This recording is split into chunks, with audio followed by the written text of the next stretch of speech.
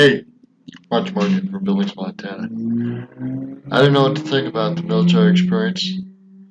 Obviously, had three fights in what first couple of days. I don't know. Yeah, they wanted him out. They told him to make call and get out. The dishonorable discharge would be done. Woke up in the morning, and said no, I'm in. And then they tried to do everything new to break him down, physically and emotionally. He said he could stay in. Now he's got 19 things the military taught him. Help make him a millionaire. He says everybody goes through 1 or 2 years of extreme trial and hardship to become a millionaire. He says it's common with everybody. So let's think about that. What are the 1 or 2 extreme years that you've got to pay to gather the mindset, tenacity, become a multimillionaire? Think about that. Here's just 19 lessons that made me a millionaire from the military. Quickly. Number one, managing chaos. Military was all about managing chaos. Everything Managing chaos. Wow, gotta think about that.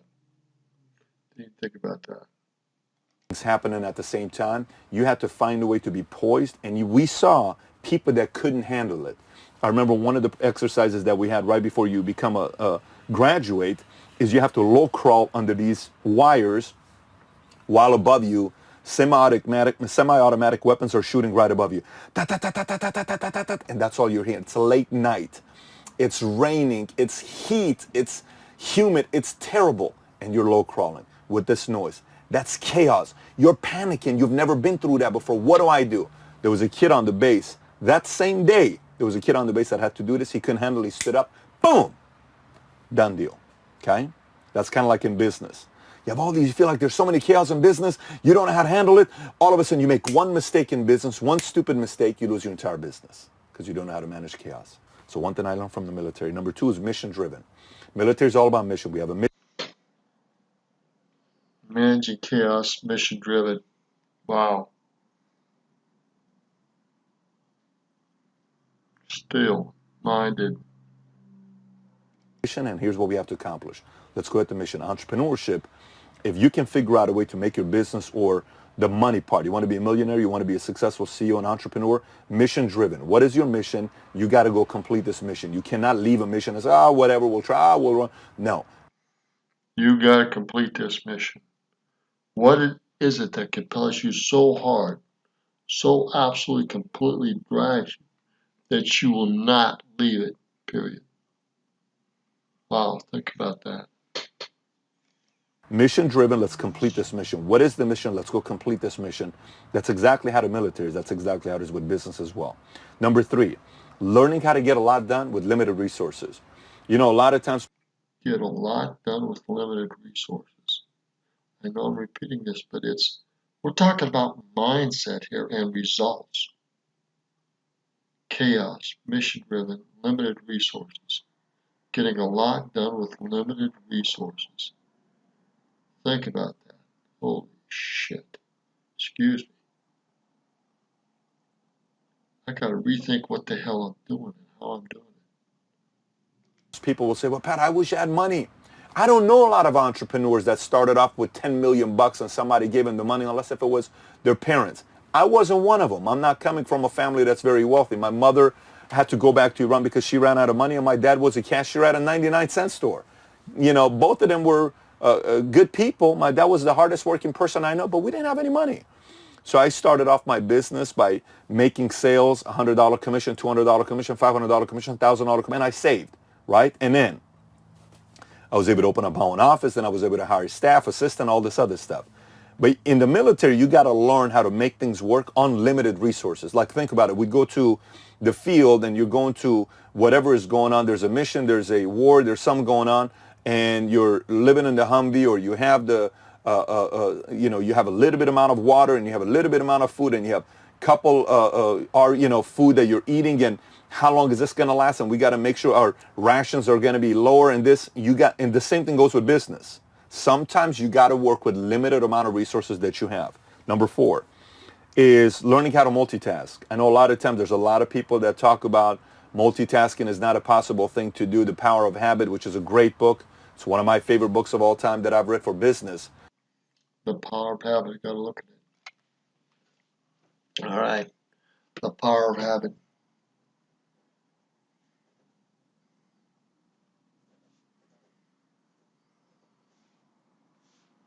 Okay, go look it up.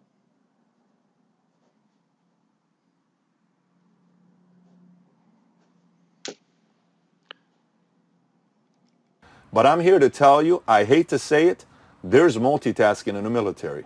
You can't just say this. All I'm doing is standing here on guard and I'm just watching over there. Really? While you're doing this, you're speaking to somebody and you're waving people while you're looking over there and you're going like this or like that. And you have to go lower and you have to position yourself and you have to drink some water to stay hydrated. That's multitasking. Business is the same thing. You may be doing something here while you got to do this over here, while you're handling this over. How do you do that? Well, I don't know how to multitask. I'm sorry. In the world of business, there's going to be many instances that you have to somewhat learn to multitask, especially during the survival phase, until you can get a ton of support and match up the areas you're not good with support team. Hire staff, hire support team, hire team. And then you're able to do what you're very good at. But during the survival phase, you're going to be multitasking quite a lot as you're building your business. I learned that in the military. Number 5, learning how to perform under pressure. I think sometimes people are afraid to perform under pressure. And more importantly, let me say this to you.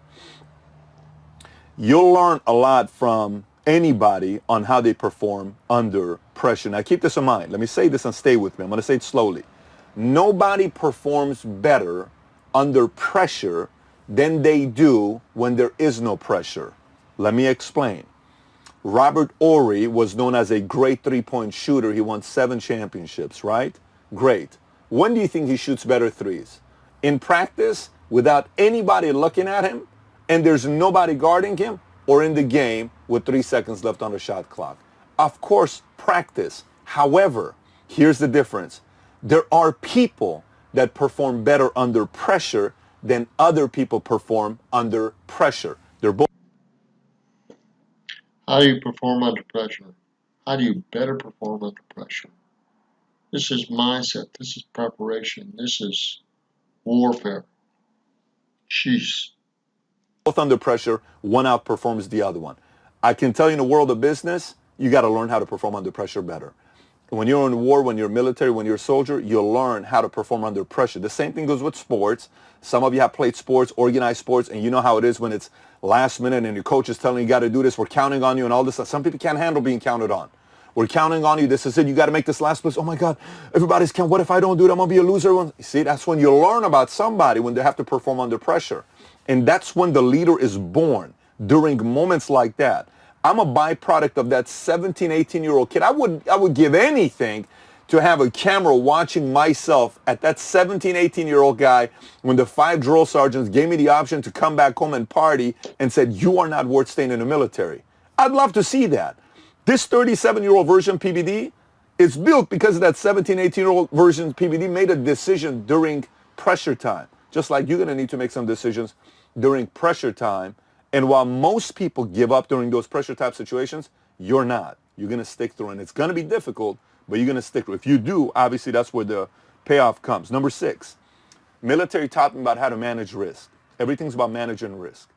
What is managing risk? If we flank left, we have a risk here because the enemy is on the other side and we have to figure out what they're going to be doing. If we go this way, we're looking at mountains we're going to need to climb. So we may get over the mountains, but we're going to be tired. So which risk is more important?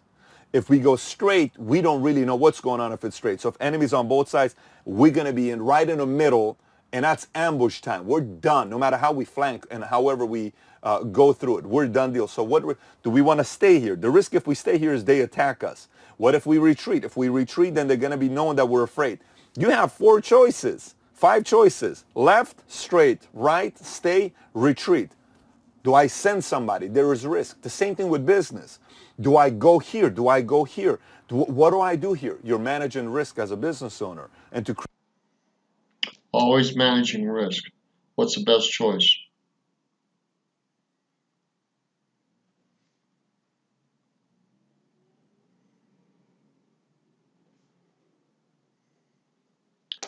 This is why I think business training, real business training, is so important. Look at these things. Think about these things. Roll these over in your mind, your heart, and your head. Create wealth, it's all about managing risk. Now keep in mind, I want you to understand this part. Everything I'm telling you, you're seeing the final product. So you're saying, oh my God, Patrick speaks and I feel like this is the final product of me having to go through those types of situations, just like you're going to need to go through those types of situations. Point number 7. Let me go through point number 7. Thick skin. And I'll tell you what part of the military taught me thick skin. Oh my gosh, the military is sarcastic. I mean, I was in a motor pool, which means I was a Hummer mechanic. If you're in a motor pool, some of the most sarcastic people in the military work in a motor pool. We're under the Humvee and I was working on 16 Hummers that were assigned to me, and then I had 5 LMTVs and FMTVs, and I was a HEMTT driver, these massive HEMTT drivers that we would go, which was fascinating. That's what I worked on. Those were assigned to me. So mechanics are out there just saying the most random things to each other. When I was in boot camp, can you imagine your drill sergeant saying the following thing to you? Hey boy, you got a girl home? You got a girl at home? I do. You know who she's with right now? Who? Your best friend. Your best friend right now. She's moaning right now his name, your girlfriend. And you have access to no phone for 2 months. Figure that one out. You think like you're mentally off for 2 months? That's what they're telling you. And they're writing you letters. And your letters, you get a chance to write on Sundays to send them out. Can you handle that? That's the thick skin part. So let's take that and let's talk about business. Oh my gosh, somebody said, I'm not interested in your product. Someone quits. Are you kidding me? That's thick skin. Sensitivity. This person screamed at me. This person hung up on me. This person closed the door on me. This person said this behind my back. This person bought the product, then they canceled, and then they told everybody I'm terrible. Thick skin. Thick skin. You need thick skin. Military teaches a lot of thick skin, and you need thick skin to be a millionaire. Number 8, tribe. We learned how to have a tribe. Everything for me was about camaraderie. My boy Bradford, McElroy, Felix, there's a long list of these names. Chip, Klingerman. These were brothers of mine. I mean, I'm talking brothers of mine is what they were. And we had amazing camaraderie. We had amazing camaraderie together. Amazing. I'm talking, we had a tribe that we'd go out and everybody backed everybody up. Let me explain to you what I mean by this. It is an element of gang type of a thing in the military. You become a gang. I was part of the 326 Engineers at the 101st Airborne Division Air Assault. It was part of HHC. And our crew, me and Bradford, my buddy. If anybody said, like Bradford, one day Bradford and I come back at the chow hall, and we're sitting there, and we were so competitive. Who could do more push-ups? I would beat him in push-ups. Who could run better? He was a much better runner than I. Who can do more sit-ups? Who was a better wrestler? He was a phenomenal wrestler, is what Bradford was. Love our relation. We were if we bled, you would think we're related to each other, right? One day we got into it, and I said, Bradford, let's go to what do you call it, the racket ball court. We went to East Step. East Step was a gym, and we went in there, and then I said, you ready? Yeah, ready. 2 girls were playing racquetball. I said, you guys mind if we use the racquetball for about 10, 15 minutes? I said, sure. I said, Bradford, you're upset at me? Yeah, I'm upset at you. Let's take it out on each other and see what we can do. All right, no problem. Ready? Go. Boom. We started. Started with pushing, then wrestling, then swinging, then punching, then bleeding, then hugging, then leaving. Then some other people made fun of us, and then fighting them. That's the tribe. Now, I'm not telling you to go start fights with everybody. I'm not endorsing that. I'm 18 years old at that time, and there's a very high level of knuckleheadedness in that. Okay, I'm not endorsing any of that right now to you. The point I'm trying to make to you is we learn how to create a tribe. In the world of business, when you build a business, this is my suggestion. There's many ways you could do it. For me, I love a team that is committed to one another, that's willing to work their tails off to make sure the mission becomes a reality. And if there's a tribe component to it, it is more important for everybody to be able to count on one another. You learn that in the military. I learned that in the military. Again, a part of that you learn in sports as well. Next is leadership. You learn how to lead very, very quickly. You have no choice but to lead because everything in the military is leadership. So you're either going to lead, follow, or get out of the way. You've heard that many times. But there was a development process to it. So the whole get out of the way part, it's a saying, you say get out of the way, but at the same time, you're developing the people. I was being developed. I was developing other people. People were being developed. We were all being developed in the military. There was a leadership development component in the military that was constantly taking place. Leadership. Next is learning other cultures. And let me add something on the leadership side. A lot of times people have somebody in the company that they say, oh, I just don't like this person. Boom, boom, they're gone. But there's no leadership development. Now, keep in mind, there are certain people that don't fit the culture. If somebody doesn't fit the culture, it was a wrong hiring process, or the person that was getting the job lied during the hiring process and they were BSing you a lot, and many people will do that. Let's take that part out. Let's say that doesn't exist. Everything was right and you hired properly and they said everything properly. Great. And they have a few things that they need to do, but they fit the culture very well. It's on you to lead them and develop them. You can't just give up on people and say, screw it, you know what, you're fired next. That's leadership development. That's the same exact way it is on military. We don't give up on our peers, we develop them, right? Next, learning other cultures, learning other cultures. I had to learn how to deal with folks from Mississippi who were Caucasian. I had to learn how to deal with Mississippi folks who were African American. I had to learn how to deal with folks who were from North Dakota, certain faith I've never heard before. I had to learn how to deal with people from Utah. I had to learn how to deal with people from New York who were Puerto Rican. I had to learn how to deal with different gangs. And the military attracts a lot of former gang members. I had to learn how to deal with, people that looked at me and they say, wait a minute, now keep in mind my look and I'm shaved and I'm Middle Eastern. Where are you from? You're from Iran. Misconceptions. I had to learn how to deal with misconceptions. You're from Iran. You're Middle Eastern. So what? Why are you in the U.S. Army? Misconceptions. I had to learn how to deal with those ethnicities and nationalities. In the world of business, my company looks like the United Nations. We have every single nationality out of our 2,400 agents. You name a nationality, we pretty much have. We have all the different faith. We have all the different, backgrounds. What are we going to do? Say, no, we only work with this type? No. I want to be able to work with everybody. Military taught that part to me in a tremendous way. Next, adapting. Next point is adapting. You're learning how to adapt to the situation that you have. And adapting, sometimes you have a long time to adapt. Sometimes you don't have a long time to adapt. You got to learn how to do both. In the world of business, you want to become a millionaire? Market changes. What do you need to do? Oh my gosh, did you see what happened to the market tanked? Adapt. Oh my gosh, we have a new president. This is so scary. What are we going to do? This man is the worst man of all time. This woman is the worst. What? Adapt. Oh my goodness, did you see what just happened to the stock market? Adapt. Just adapt. Oh my God, my best client. Adapt. You won't believe what just happened. We're moving. Adapt. You got to learn how to adapt. You got to learn how to adapt. The military teaches you how to adapt. In the world of business, you got to learn how to adapt without complaining. Next, survivability. You got to learn how to survive with what you have. The world of business, you need to learn how to survive. Next, independence. I learned how to be independent. I think one of my biggest challenges when I talk to young men, especially in America, when I speak to young men, is how dependent they are on their mom and their dad. How dependent they are. Dependent on somebody else to do everything for them. Clothes, wash clothes. Every single thing they're depending on somebody else to do everything for them. It is not a good thing. It is not a good thing. I'm a big fan of 16, 17, 18-year-olds joining the military for a year, 2 years. If they're undecided on what they want to do with their lives, it'll teach you so much discipline. And even though I joined the U.S. Army, I suggest Air Force because it provides better education as well. And the opportunity for coming out, you do a lot more things, but you can do Navy, Marines, whatever it may be, right? Independence today is very difficult. Cutting the umbilical cord with mom and kids and all that stuff is so difficult for some people. He's talking about from real life experiences and real stuff. This dependency on parents for kids is too steep, and they really aren't going to be worth a damn until they get rid of that dependence. Think about that. People, military teaches you independence.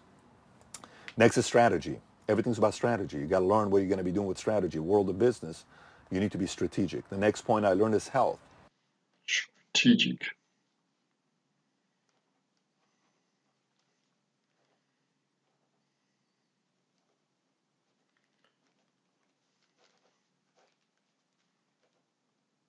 Man, this is why business, real business, is so doggone important. You got to exercise. Why? What are you going to do when you go 36 hours on a shift? What are you going to do? And you're tired. Boom, you're dead. Your unit is dead. Then what? So you're the CEO, you're the entrepreneur. You need to be ready to take your business to the next level. You may be working harder than ever the next year, 2 years, 3 years. You're tired. What happens? You're dead. Your business closes down. Why? Because you got tired. Why did you get tired? Because you've gained some weight. Why did you gain weight? Because you eat fast food. Why do you eat fast food? Because your excuse is, I'm an entrepreneur, I don't have any time to prepare my food. So you go eat fast food and you put on weight. I don't have time to exercise. That's your excuse. I don't have time to have a proper diet. That's your excuse. Instead, you don't need to eat bread. You don't need to eat sweets. You don't need to eat ice cream. Why do you eat those things? That ruins your energy. You can take the steps and walk up instead of taking the escalator. You don't have to take the elevator. You can exercise and get a Fitbit. You can track your exercise routine. This is health. Military is health. Business is health. Next is preparation. Lots of preparation, military. Lots of preparation in the world of business. Then you have paranoia. You learn about paranoia. What's going to happen if we do this? You need a little bit of healthy amount of paranoia. Again, you've heard me talk about this book in at least 5 of my videos. Andy Grove wrote a book, Only the Paranoid Survive. In the military, paranoia is very, very critical. Very, very critical. In the world of business, paranoia is also very critical. I was just talking to an entrepreneur right now who runs a business doing $20 million per year, and it's doing very, very well. And I pulled him aside. I said, you seem a little too excited. I just want to give you some counsel here and feedback. When you're this excited, this is when you got to be more paranoid. And he looks at me and says, what do you mean? I said, don't be too fired up and too excited. Be more paranoid. Think tomorrow everything's going to be taken away from you. Be more paranoid. He says, yeah, that's a good point. That's a good point. Be paranoid. You need that in business as well. And then work ethic is the next point, and the last one to me is discipline. If you don't have work ethic, if you don't have discipline, kiss the world of business goodbye. Literally. Just don't go work in as an entrepreneur. If you want to be a millionaire and you're not disciplined and you don't have work ethic, it's just not going to happen. And if you do get lucky and make the millions, guess what? You're going to lose it all. You're going to lose it all. You don't want to work and make the money and then you lose it all. You got to have a strong work ethic and you got to be disciplined. So, with that being said, Dre was his name. Dre from the Bay. Dre from the Bay. Dre, good request. I'm glad we did this episode.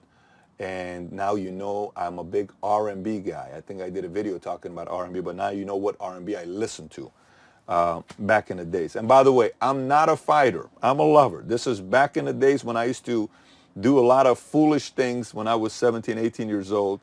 I can't think of the last time I got into a fight. Now my fight is to help inspire as many people around the world as possible to become entrepreneurs. My fight is a whole different fight I got going on right now. That is still a fight. It just doesn't require these anymore. These have been retired for a long time. So here's what I need you to do. Questions, thoughts, comment on the bottom. If you haven't subscribed to the channel, you know what you got to do. Subscribe to the channel. If you haven't shared any of our videos, please share this video. Tag somebody in whatever post you're watching with anyone you know who's a veteran. Sometimes veterans don't think they can become entrepreneurs, and they have a lot of the qualities to become entrepreneurs. I want to be able to get a lot of veterans, military folks, soldiers who don't know what to do next. They need to watch this video to know they have already possess a lot of the capabilities of being able to become an entrepreneur. They just need to learn how to shift it. So share this video with them.